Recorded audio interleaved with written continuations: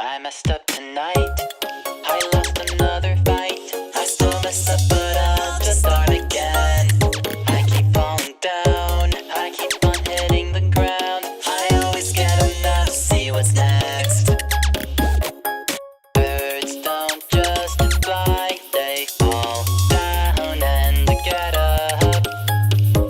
Nobody learns without getting it wrong.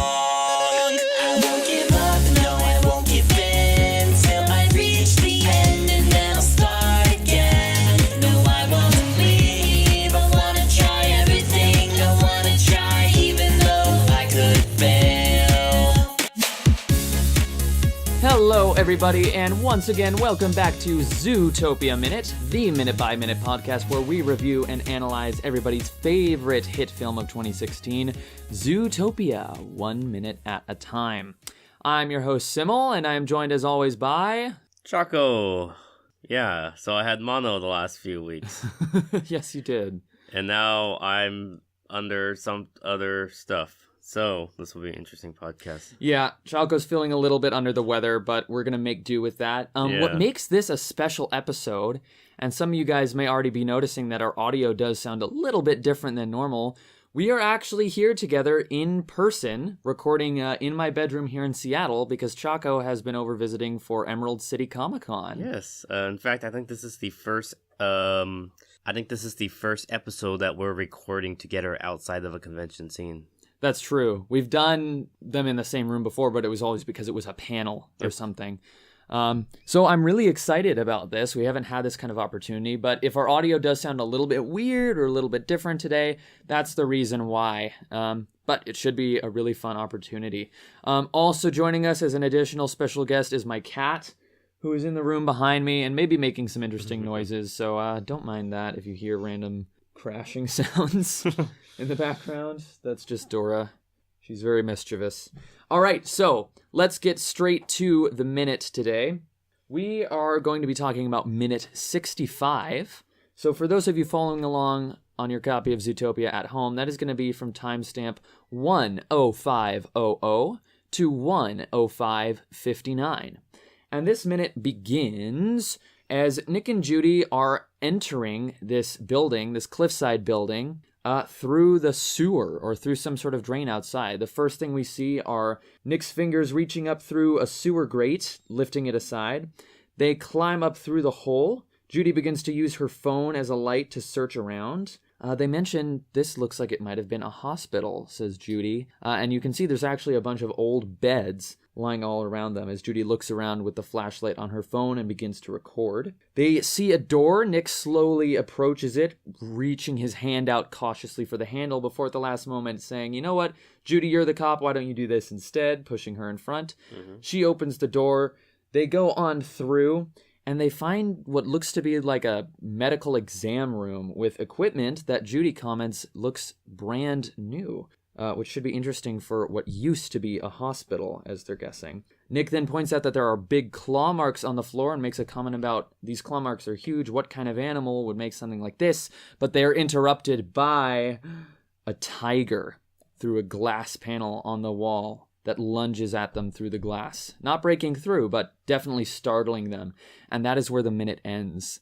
So this is really interesting. We've now got inside of Cliffside, and we seem to be having an indication that it's a hospital. You have a medical background. You went to medical Johns school Hopkins for a while. University. Yes, casual mention. Yes, Johns Hopkins. Does this look like a hospital to you? It looks like a fictional interpretation of what a hospital looked like. It looks more like one of those crazy psych wards than a hospital. So it's like a psych hospital, like a it sanitarium. looks more like a psych hospital. What's the difference between a sanitarium and a sanatorium again? One of them is for mental stuff, one of them is for, like, regular disease. I forget which is which. We don't use those anymore. I don't know, you should know this. But we don't use You're those a historian anymore. And you have a medical background. You should know the history of medical terminology. Okay? All right. Well, it's an exciting minute. We're still getting a bigger peek into the plot here, which I'm excited about because, we've been following Nick and Judy around for quite a while, and we're finally seeming to get somewhere with the mystery of who kidnapped Emmett Otterton and also now Monchess. Yes. Yeah. So now we're seeing maybe this is like the villain's lair, finally. We've been on this sort of wild goose chase, but we're finally getting down to it. Yes, it's Jeff Bezos' lair. Yeah, right. That building in Seattle that looks a lot like it. So I'm excited to see that the plot is moving along. So one thing that I thought was really cute right when this minute began, Nick has his fingers up through this sewer grate they're coming out of. Judy pops her head through and she does this like quick little like sniffing thing. Sniff, yeah. That's like the cutest thing that like rabbits actually do. And I just thought that was really adorable. So another really good minute for expressions as well, Don't you think so? We kind of get a look around the room and there's all these beds, like old beds with those metal frames. It's a very creepy feeling. Like when you look at old abandoned hospitals or haunted houses, having just random squeaky beds all over the place just seem very, very, what's that term? Creepy? Okay, creepy. That's a word. Creepy's a word.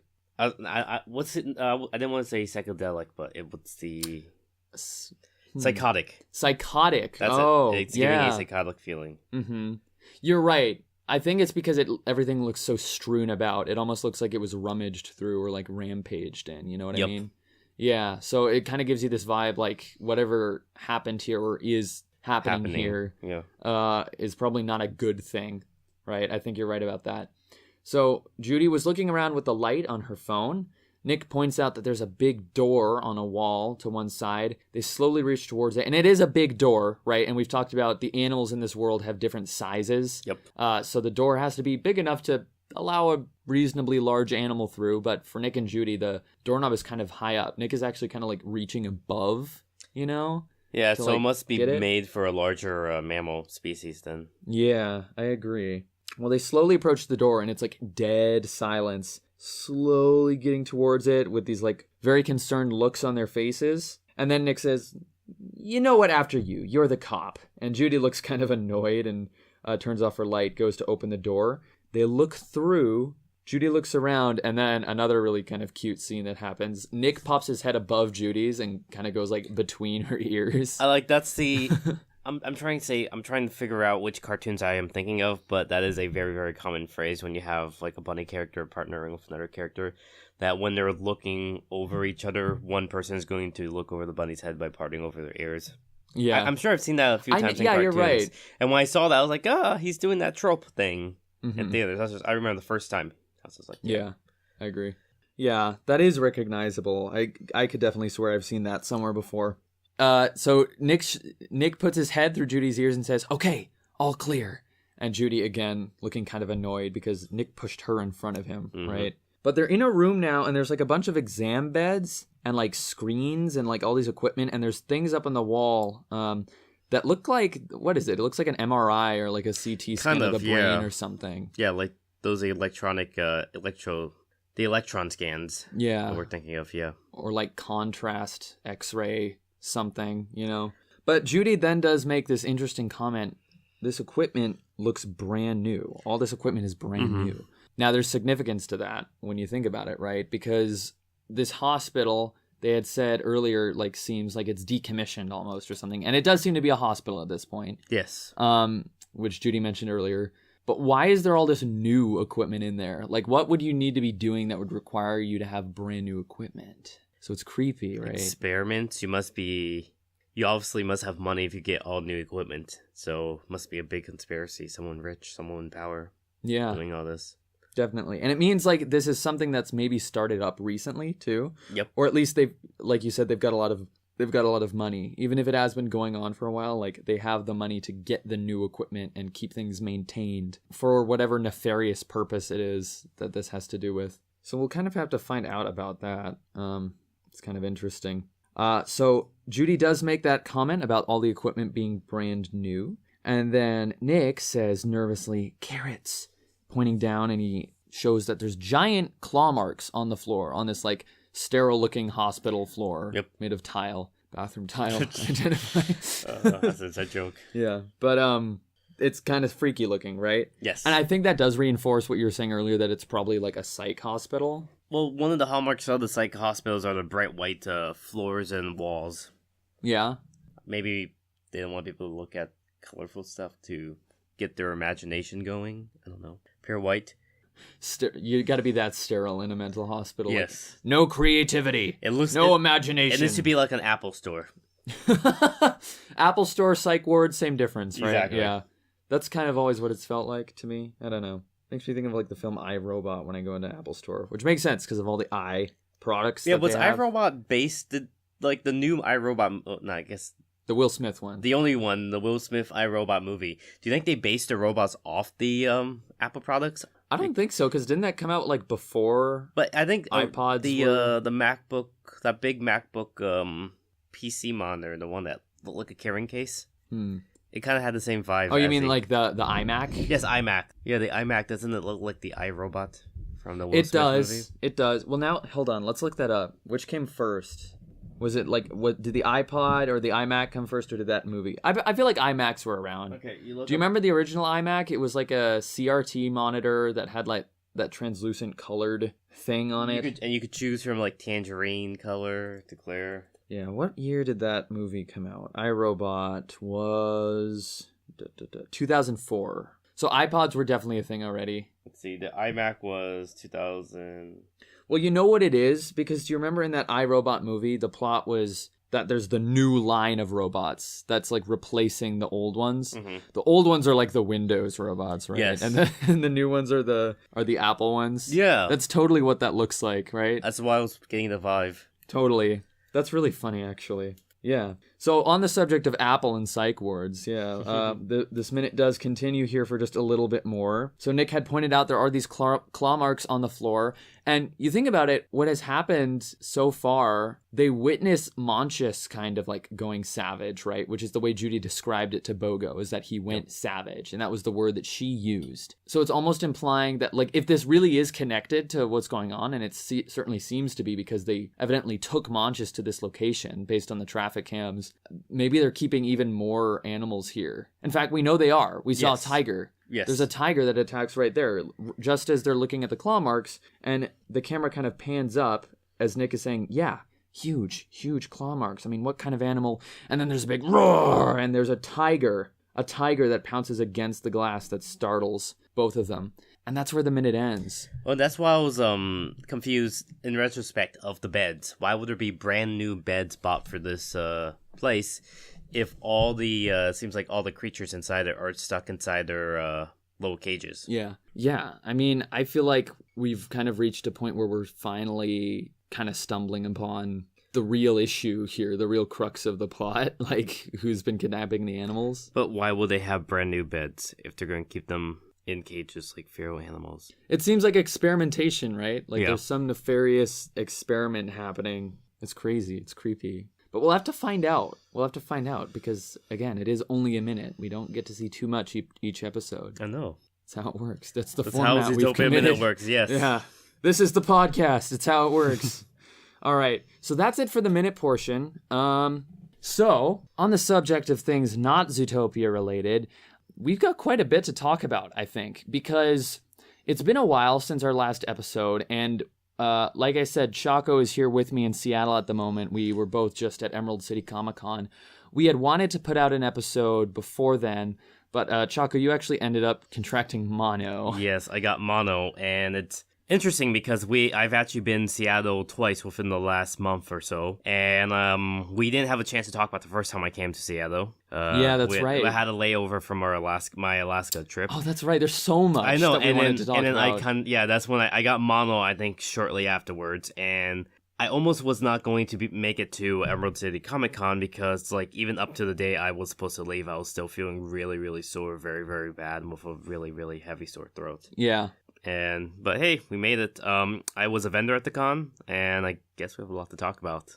Yeah. So first of all, I guess the first thing, and this happened way before the YMS episode, the previous episode, Yes. was Choco, you ended up being in Seattle on layover because you had taken a trip to Alaska with your roommate in Tallahassee. Yep. And your layover was extended because Seattle got quite a bit of snow. And this was the funniest thing, too, because there was like maybe an episode or two before when that had happened, I had mentioned, because you were asking me about Snow in Seattle. And I'm like, nah, it never really snows here. And then we got the Snowpocalypse. It wasn't even that bad when you showed up, but like maybe a week and a half after you left on your layover, Yes. Seattle got record amounts of snow. And in February, that's what was so weird about it. But they're saying it was like the snowiest February since like 1945, 1949. So like since they started keeping records, essentially. And I know it was certainly the most snow I've ever seen here. The last time I remember there being that much snow was it was 10 years ago. It was 2008. Winter of '08 was like a legendary snow year for us when I was a kid, because we don't get a lot of snow. But the hill I live on, and you see this hill, it's really steep. He has a very nice sled hill. I can see it right here now. It is like the perfect sled hill if it snows, and it doesn't snow often. But when it does snow, it basically becomes the local ski resort. It's like having a ski resort right in my yard, and all these neighborhood kids from like several blocks away will come just to this one hill outside my house. My neighbor was snowboarding, literally using an actual snowboard to go down this hill. That seemed dangerous. Oh, but it was great though. It's so awesome. And I got like some GoPro video and stuff of it. So that was really fun. So yeah, that was after your visit when you were here a month ago when we were hanging out. And now, how weird is it to be back in Seattle for Emerald City Comic Con? And the last time you were here, only a month ago, it was all snowy. And today it is 70 degrees and sunny outside. We can look at my bedroom window right now, and that's what it looks how like. 1 month can make that big of a change. Yeah, and that's a very typical Seattle thing. The weather here changes so quickly. It's ridiculous. But so let's talk about Comic-Con a bit. We were both at Emerald City Comic-Con over this past weekend. It was a lot of fun. Choco, you were here vending for the first time. Yes, I was here as a vendor. This is my first time at the con, and you also invited me to do the pony panel, which we also were a part of. Yeah, that's true. We had a panel talking about the My Little Pony fandom and its impact on society and everybody's lives. That was a lot of fun. You did a condensed version of your fandom history rundown for the Brony fandom. Yeah. So you'd never been to Emerald City before. Nope. I've been going to this con for many years. What are your impressions of the con as a whole? My impressions of the con is, I don't know. I did not initially like a lot of the things I was seeing.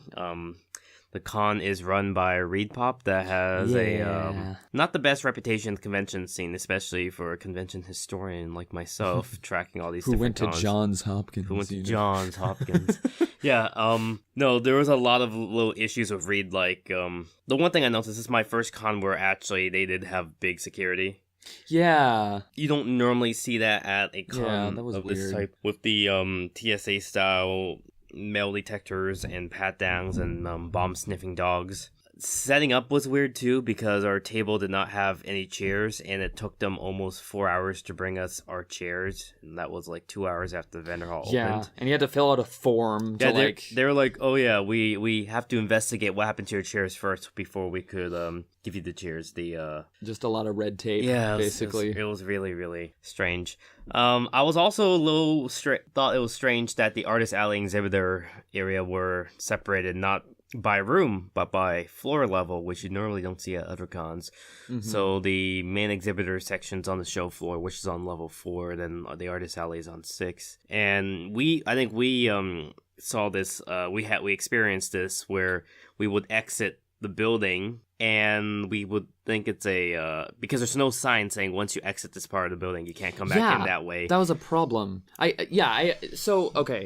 Again, and I told you this already, but I've never seen this much security at any con, let alone Emerald City Comic Con. It's not typical, but yeah, this year it was like you had TSA style security, or like security like you're going to a courthouse where you had to go through the metal detectors, you get your bag searched, they had bomb sniffing dogs, and I believe kind of the reason there was increased security was in light of what had happened at Phoenix Comic Con, where there was an incident. There was someone who was, I guess, stalking another individual at this con and evidently had a gun. And there was, it was just this sort of scary thing that happened at a big Comic-Con type event.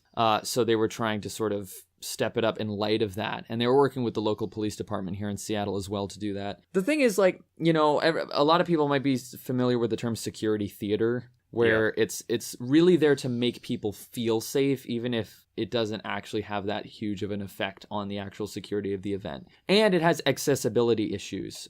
Getting into the event was way harder. What is normally a public space on the inside of the Washington State Convention Center, they had closed off for the weekend, which is problematic for a number of reasons. Problematic. Yeah. Well, yeah. It affects the businesses that are inside the convention center.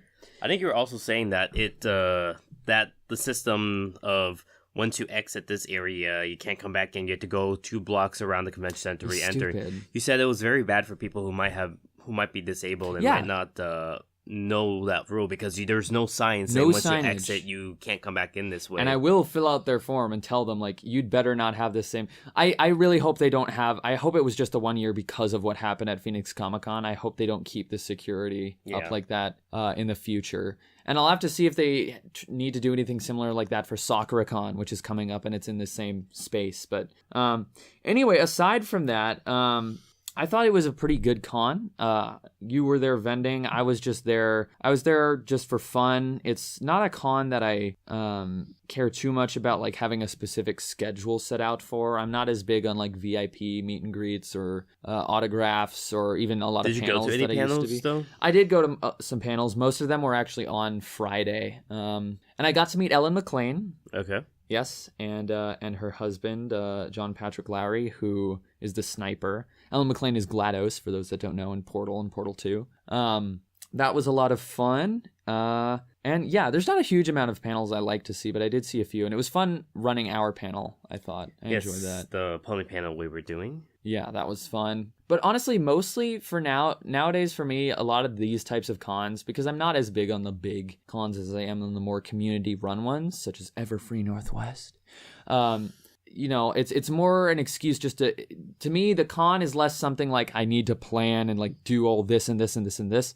To me, it's just a fun setting to be at with friends. I don't need to schedule out anything specific. It's just fun to be there with people, having a good time, looking around. Yeah, it was I kind of enjoyed it because I didn't have to worry about too much stuff. It was I don't think I really made my money at this con, but I kind of liked the hanging with friends, networking, doing other stuff, which was the main thing. I was here for networking. And you had the opportunity to vend because you were splitting a table. Yeah, with waffles. But I think next year, if I do come back, it'll be the Artist Alley. Mm-hmm. Yeah, that'd be fun. Okay, so one story I do want to make sure we get in is this really interesting interaction that we had with Neal Adams, who is a famous comic book artist. Yeah. You actually know more about his background than I do. So I will. So we passed by. I think on one of the days we passed by Neal Adams' booth, and I told you, oh, he's the guy who kind of believes in this crazy theory called the expanding Earth what would theory. People know in terms of like the comics he's done? Oh, if you guys don't know Neal Adams, he's famous for his work on that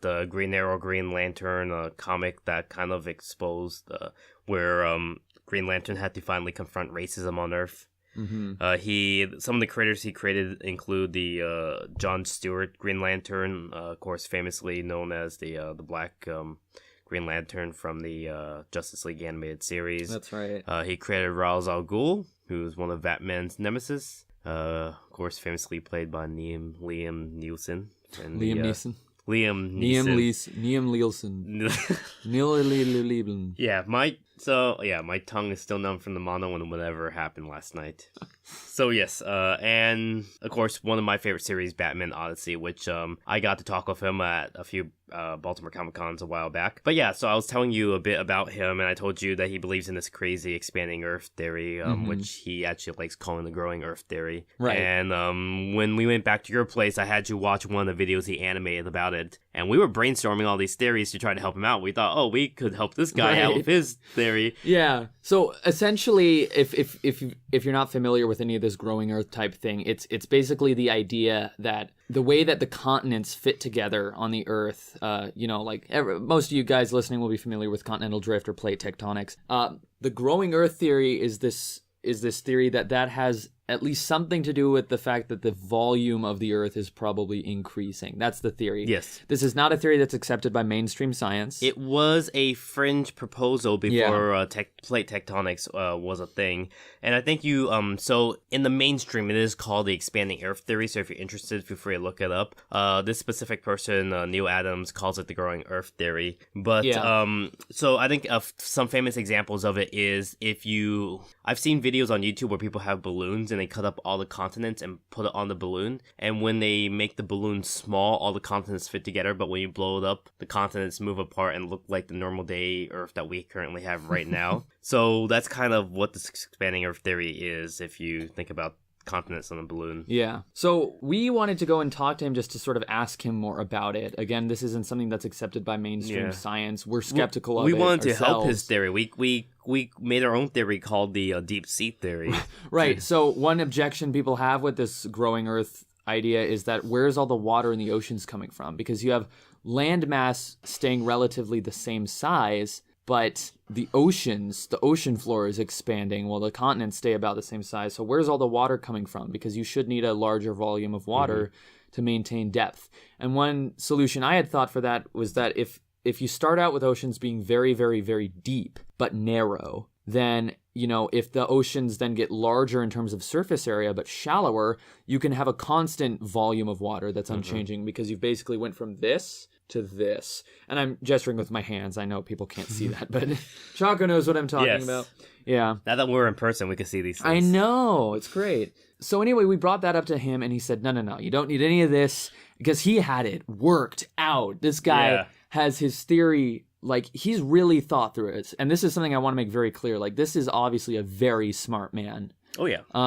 I still don't agree with this theory, but you can tell that he has really thought this out. This isn't on the same level as like Flat Earth. Yeah, because we watched the Flat Earth documentary on Netflix the night before as well. So we were kind of comparing the Flat Earth with the expanding Earth, but then we realized how Neal Adams' approach for expanding Earth was very, very different. Because when we were talking about the Flat Earth, Hollow Earth, Young Earth theories, that these theories are all very, very religious based normally, and promoting a geocentric model, which Neal Adams' growing Earth theory did not, because based on what he was telling us, he believed that there was only one miracle, basically, the Big Bang, and that there is no God, there is no divine judgment or divine plan, and so and that this expanding model applies to not just Earth, but every other body in the universe, including gas planets. So the fact that he's not promoting a geocentric world or one based around intelligent design actually made his theory stand out from the flat Earth ones and the ones we were looking at, which we appreciated. Yeah, I agree with that. So, like, to sort of give a quick summary of how this interaction went, because for me, this was one of the highlights of the whole con. We went up and we just wanted to ask him some questions about his theory, and he indulged us for like half an hour. He's got a huge booth. He's a very famous comic artist. He's got a large draw and appeal, but when we went there wasn't a whole lot of people at his booth. Really big booth. We were able to just walk up right to him and ask him about it. And he indulged us for like a half hour in so much detail about this theory. It was just fascinating to listen to. It took up so much of his time, and I kind of felt bad too, because later, halfway through the conversation, a kid bought one of his expensive prints and a selfie, and his handler or assistant was trying to tell him, hey, he paid for a picture of you, please take the picture. He's like, yeah. He's like, I'm talking to these guys about something important. He would turn to us and continue with this conversation, so the assistant kind of just gave up, and as he's still talking to us, had the kid stand right by him and snap a picture while he's in the middle of a conversation with us. And this happened at least twice. And he was in the middle of drawing a Batman comic. Like, he was inking a Batman comic, and he put all of this down, like taking sales, talking to other customers, inking his page, just to talk to us about his theory. Just to talk to these two random guys asking about this thing. But it was incredible. He went into extreme detail, and at a certain point, he starts describing things having to do with his own theory of sort of fundamental particle physics and that kind of thing. He says, you know what, this is going to make a lot more sense with a visual aid. He takes just like a random piece of scrap paper, starts drawing on it, draws this really interesting diagram that's hard to explain just in words without seeing it. But anyways, he starts drawing on this thing, and like by the time we're sort of starting to wind down, his handlers were off helping some other customer, and I had said, you know what, I don't know, is that piece of paper important to you? Or he's like, no, you guys can keep it. And I'm like, oh my gosh, this is great. Would you mind signing it? And he says, it doesn't hurt to ask. And he signs it, gives it to me. I'm like, awesome, thank you so much.